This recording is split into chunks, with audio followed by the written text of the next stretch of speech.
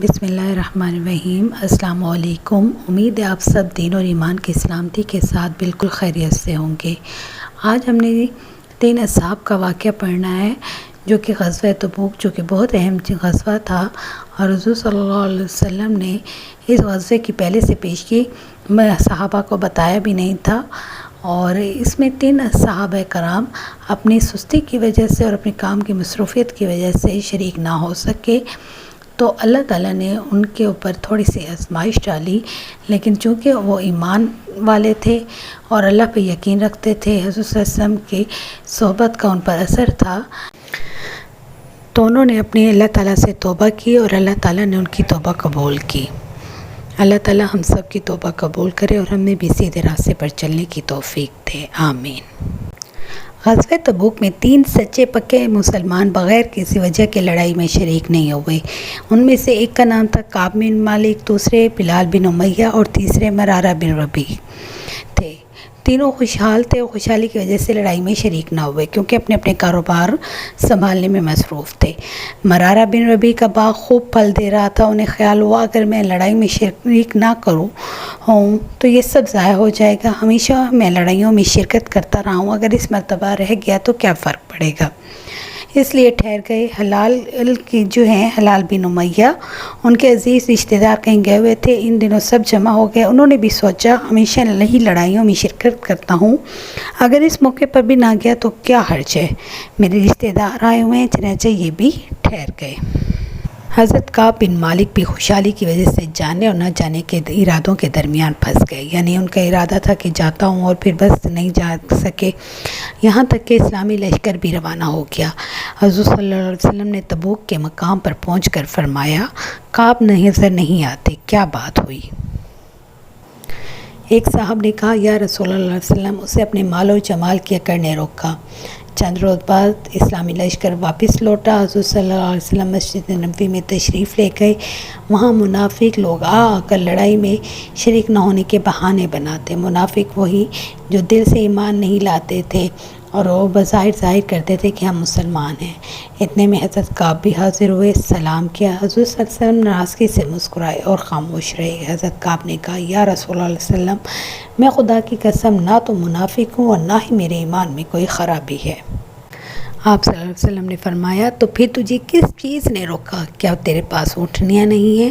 انہوں نے کہا، مجھے کوئی تکلیف نہیں تھی، میں نہایت آسانی سے لڑائی میں شریک ہو سکتا تھا۔ آپ صلی اللہ علیہ وسلم نے فرمایا، تو پھر اٹھ جاؤ، اللہ ہی تمہارا فیصلہ کرے گا۔ حضرت کعب وہاں سے اٹھے تو ان کی قوم کے لوگوں نے انہیں بہت سخت سست کہا۔ حلال اور مرارہ بھی آپ صلی اللہ علیہ وسلم کی خدمت میں حاضر ہوئے، ان سے بھی آپ صلی اللہ علیہ وسلم کی اسی طرح کی گفتگو ہوئی۔ پھر آپ صلی اللہ علیہ وسلم نے لوگوں کو حکم دیا کہ ان تینوں سے کوئی شخص بھی بات نہ کرے۔ لوگوں نے ان تینوں سے بولنا چھوڑ دیا، ہر معاملے میں ان سے پرہیز کرنے لگے۔ زمین ان تینوں کو تنگ معلوم ہونے لگی، سارے لوگ اجنبی معلوم ہونے لگے۔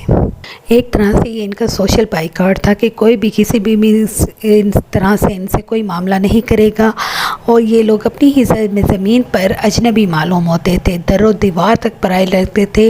ان لوگوں کو سب سے زیادہ فکر اس بات کی تھی کہ اگر اس حالت میں مر گئے تو حضور صلی اللہ علیہ وسلم نماز جنازہ بھی نہیں پڑھیں گے، اگر خدا نہ خواستہ حضور صلی اللہ علیہ وسلم انتقال فرما گئے تو ہم ہمیشہ ایسی حالت میں ہی رہیں گے، نہ کوئی بات کرے گا، نہ کوئی نماز جنازہ پڑھے گا۔ حضور صلی اللہ علیہ وسلم کے ارشاد کے خلاف کون کر سکتا ہے؟ تو یہ صحابہ کرام کا ایک ایسا لیول تھا کہ حضور صلی اللہ علیہ وسلم نے جب کہہ دیا کہ کسی نے ان سے بات نہیں کرنی، تو پھر صحابہ کرام میں سے بھی کوئی ان سے بات نہیں کر رہا تھا۔ اسی حالت میں 50 دن گزر گئے۔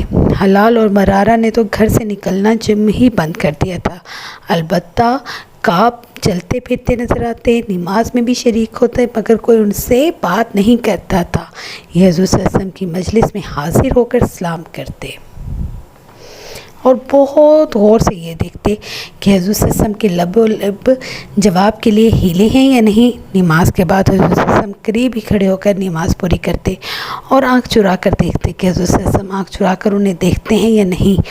جب وہ نماز میں مشغول ہو جاتے تو حضور صلی اللہ علیہ وسلم ان کی طرف دیکھتے، اور جب وہ ادھر دیکھتے تو منہ پھیر لیتے۔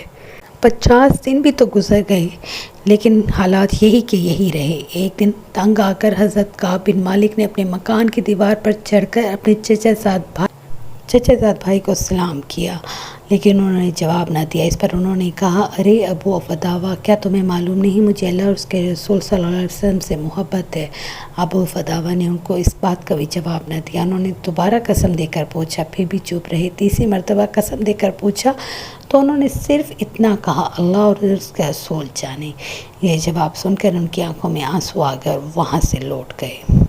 اسی دوران میں غسان کے کافر بادشاہ کا خط حضرت کعب کو ملا۔ اس نے لکھا تھا، ہمیں معلوم ہوا ہے کہ تمہارے آقا تم سے ناراض ہیں، انہوں نے تم پر ظلم توڑ رکھا ہے، تم ہمارے پاس آ جو ہم تمہاری مدد کریں گے۔ حضرت کعب نے یہ خط پڑھ کر انا للہ و انا الیہ راجعون کہا۔ ان کی حالت اب یہ ہو گئی ہے کہ کافی لوگ بھی اسلام سے ہٹانے کی سوچنے لگے۔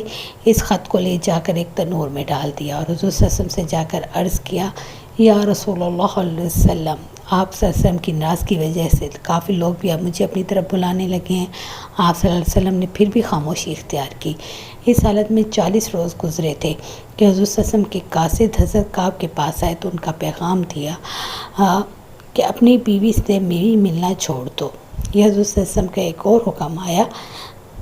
حضرت کعب نے پوچھا، کیا حضور صلی اللہ علیہ وسلم نے یہ فرمایا ہے کہ اسے طلاق دے دوں؟ تو قاصد نے کہا، نہیں، صرف علیحدگی اختیار کرو۔ حلال اور مرارہ کو بھی یہی پیغام پہنچا۔ حلال کی بیوی حضور صلی اللہ علیہ وسلم کی خدمت میں حاضر ہوئی اور عرض کیا کہ حضرت حلال جو ہیں وہ بوڑھے ہیں، ان کی کوئی خبر گیری کرنے والا نہیں ہوگا تو وہ ہلاک ہو جائیں گے۔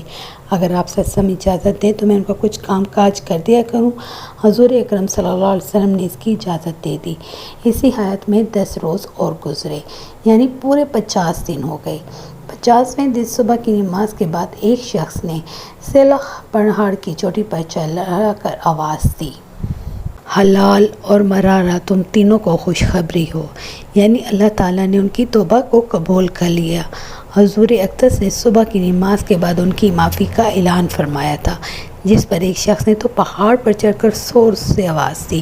اس کے بعد ایک صاحب گھوڑے پر سوار ہو کر بھاگے ہوئے آئے۔ حضرت کعب اس وقت جو کپڑے پہنے ہوئے تھے انہوں نے وہ نکال کر ان کو اس خوشخبری لانے والے کو دے دیے۔ اس وقت ان کے پاس 2 کپڑوں کے سوا بھی کچھ نہ تھا۔ اس کے بعد انہوں نے 2 کپڑے کسی سے مانگے اور حضور صلی اللہ علیہ وسلم کی خدمت میں حاضر ہوئے۔ اسی طرح حلال اور مرارہ بھی حاضر ہوئے۔ مسجد نبوی میں اس وقت جو لوگ موجود تھے انہیں مبارکباد دینے کے لیے دوڑے آ گئے۔ سب سے پہلے حضرت ابو طلحہ نے بڑھ کر مبارکباد دی اور مصافحہ کیا۔ انہوں نے حضور صلی اللہ علیہ وسلم کی بارگاہ میں جا کر سلام کیا تو آپ صلی اللہ علیہ وسلم کا چہرہ مبارک کھل رہا تھا، خوشی ٹپک رہی تھی۔ آپ کا صلی اللہ علیہ وسلم کا چہرہ خوشی یہ وقت چاند کی طرح چمکنے لگتا تھا۔ حضرت کعب نے آگے بڑھ کر کہا، یا رسول اللہ، میں اپنی توبہ کا اظہار اس طرح کرتا ہوں کہ جو میری جائیداد ہے سب کی سب اللہ کی راہ میں صدقہ دیتا ہوں کہ یہ جائیداد ہی کی مصیبت کی وجہ تھی کہ اللہ اور آپ مجھ سے ناراض ہوئے۔ یہ سن کر حضور صلی اللہ علیہ وسلم نے فرمایا، اس طرح تمہیں تنگی ہوگی، کچھ حصہ اپنے لیے بھی رہنے دو۔ چنانچہ انہوں نے کچھ حصہ اپنے لیے رکھ لیا۔ مرارہ بن ربیع نے اپنا باغ اللہ کے راستے میں صدقہ کر دیا اور حلال بن امیہ نے رشتہ داروں سے ہی تعلق توڑ لیا جن کی وجہ سے وہ لڑائی پر نہ جا سکے تھے۔ تو اللہ تعالیٰ نے ان کی توبہ قبول کی۔ اللہ ہماری بھی توبہ قبول کرے، آمین۔